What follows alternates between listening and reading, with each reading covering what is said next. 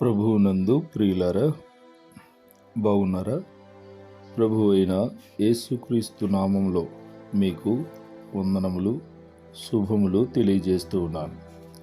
ప్రతిదినము మీ కొరకు ప్రార్థిస్తున్నాను. మీరును మా కొరకు, మా పరిచర్యల కొరకు తప్పక ప్రార్థన చేయగలరు. దేవుడు మిమ్మును, మీ కుటుంబములను దీవించి ఆశీర్వదించునుగాక. ప్రియ సోదరి సోదరులారా, ఈరోజు మన పాఠము యోహాను రాసిన మొదటి పత్రిక 2వ అధ్యాయం 1వ వచనం నుండి 14వ వచనం వరకు గల ప్రాముఖ్యమైన సంగతులను గురించి విందాం. శ్రద్ధగా వినండి. ఈ పత్రికలో యోహాను విశ్వాసుల ఎడల ప్రత్యేక కాపరి శ్రద్ధ కనపరుస్తాడు. వారు పాపము చేయకుండుటకై ఈ సంగతులను ప్రస్తావించుచున్నాడు. ఎవడైనా పాపము చేసిన ఎడల పాపమును నిజాయితీతో ఒప్పుకోవాలి.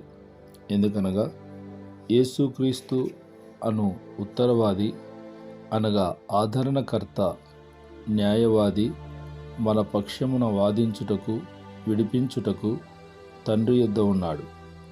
ఆయన నీతిమంతుడు గనక మనకు న్యాయము చేకూర్చును. యేసుక్రీస్తే మన పాపములకు శాంతికరమై ఉన్నాడు, అనగా ప్రాయశ్చిత్తమై ఉన్నాడు. సర్వలోక పాపములకు ఆయనే ప్రాయశ్చిత్తమై ఉన్నాడు. కనుక ఆయన సన్నిధిని మన పాపములను ఒప్పుకొని వాటిని విడిచిపెట్టాలి. మనము దేవుని సహవాసములో ఉన్నామనుటకు, దేవుని ఎరిగి ఉన్నామనుటకు నిదర్శనము ఆయన ఆజ్ఞలను గైకొనుట పైన ఆధారపడి ఉంది. మనము క్రైస్తవులమని చెప్పుకొనదలిచిన ఎడల ఆయన ఆజ్ఞలకు తప్పక విధేయులం కావాలి. దేవుని ఆజ్ఞలను పాటించుట ద్వారానే దేవుణ్ణి తెలుసుకొనగలము. కొందరు మేము దేవుని ఎరిగి ఉన్నామని చెప్పుకొనుచు తమ జీవితంలో ఆయన ఆజ్ఞలకు విరుద్ధంగా జీవించుచున్నారు.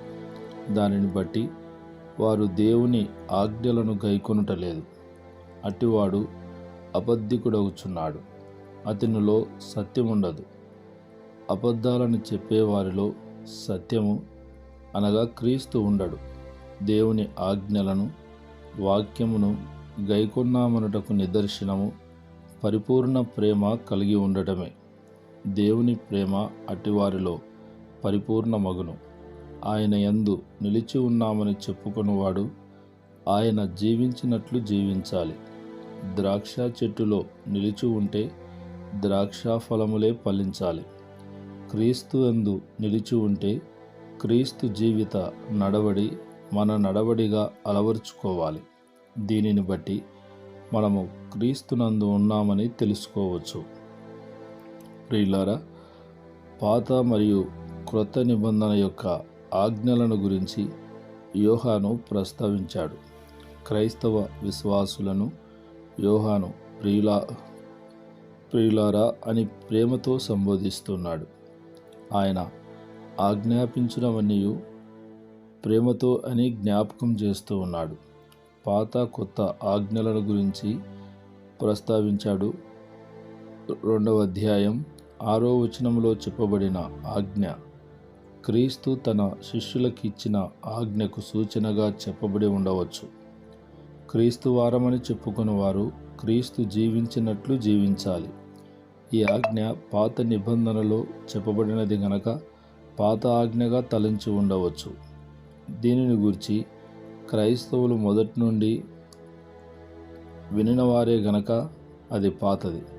ఈ ఆజ్ఞ యేసుక్రీస్తు జీవితం ద్వారా నూతన విలువలను సంతరించుకున్నది గనక అది నూతన ఆజ్ఞగా తలంచుచున్నాడు. యేసు ప్రేమ పాపులను కూడా చేరినది. ఆయన ప్రేమ శిలువ మరణం వరకు వెళ్ళింది. దానిని బట్టి ఇది నూతన ఆజ్ఞ. క్రీస్తు ప్రేమలో చీకటి గతించుచున్నది, సత్యమైన వెలుగు ప్రకాశించుచున్నది కనుక అది ఆయన యందును మీ యందును సత్యమే. ప్రేమ మరియు ద్వేషము వెలుగు మరియు చీకటికి చిహ్నము. వెలుగులో ఉన్నామని చెప్పుకొని వారు సహోదరులను ప్రేమించాలి. వెలుగు ఫలము ప్రేమలో వ్యక్తమగును. తన సహోదరుని ద్వేషించువాడు ఇంకా చీకటిలోనే ఉన్నాడనుటకు నిదర్శనము. చీకటి ద్వేషమునకు చిహ్నము. చీకటి సంబంధులు ఇతరులను ద్వేషించెదరు. సహోదరుని ప్రేమించువాడు వెలుగులో ఉన్నట్లే తన సహోదరుని ద్వేషించువాడే చీకటిలోనే ఉన్నట్లు గుర్తు. ఎందుకనగా అటివాడు క్రీస్తు సహవాసంలో ఉండక చీకటి అనగా సాతాను సహవాసంలో ఉండును. సాతాను స్వభావము ద్వేషించుటయే. అటివారు చీకటిలో నడుచుచుందురు. చీకటి వారి కన్నులకు గ్రుడ్డితనము కలగచేయును. అందువలన తాను ఎక్కడికి పోవుచున్నాడో ఎరుగడు.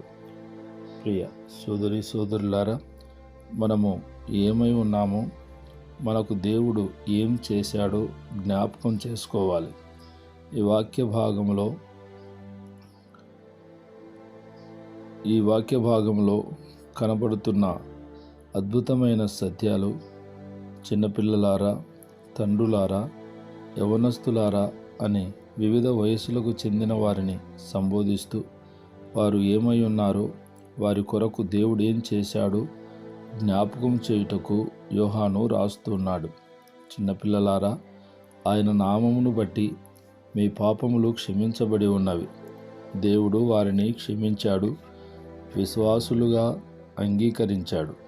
అందువలన వారికి వ్రాస్తూ ఉన్నాడు. పిల్లలు దేవుని రాజ్యపు వారసులు. ఇక తండ్రులారా అని సంబోధించాడు. మీరు ఆది నుండి ఉన్నవానిని ఎరిగి ఉన్నారు గనక మీకు రాయుచున్నానని తెలుపుతున్నాడు.